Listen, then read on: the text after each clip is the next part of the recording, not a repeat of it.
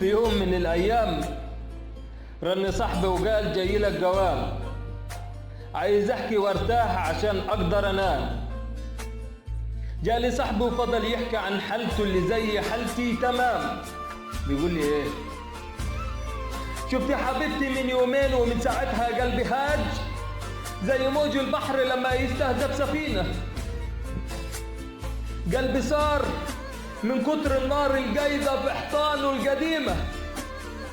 فضل يحكي ويتكلم وأنا أسمع وأتألم، ما أنا الأصل والصورة.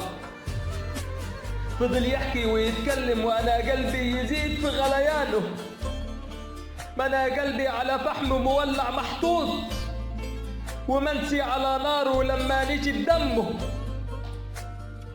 وآه يا قلبي يا محروق، يا اللي موعود بالجروح ونسف الدم والأنين. لو بالكلام ترتاح أقول وأغني، لكن الألم محفور ومستني. مستني إيه تاني؟ هفضل أنا أسأل عشان تروح مني يا ألم يلي أسرني. خلص الكلام فجأة، مستني أقول كلمة، هو ارتاح بخروج كلامه؟ زاد ألامي، ما أنا الأصل والصورة.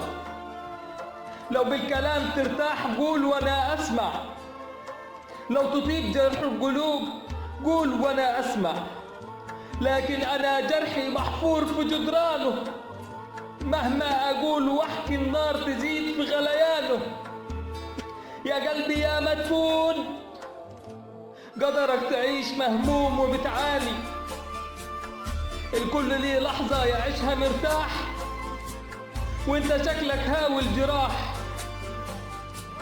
وهو يحكي ويتكلم وأنا أسمع وأتألم.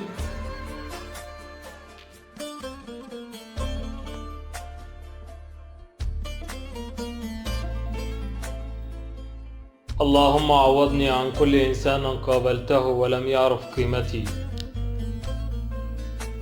اللهم عوضني عن كل من ظلمني.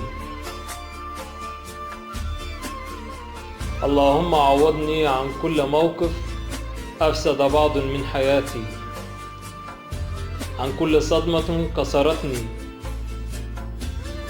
عن كل طعنة آلمتني، عن كل خذلان أذاني. اللهم عوض ألمي فرحا وخسارتي مكسبا،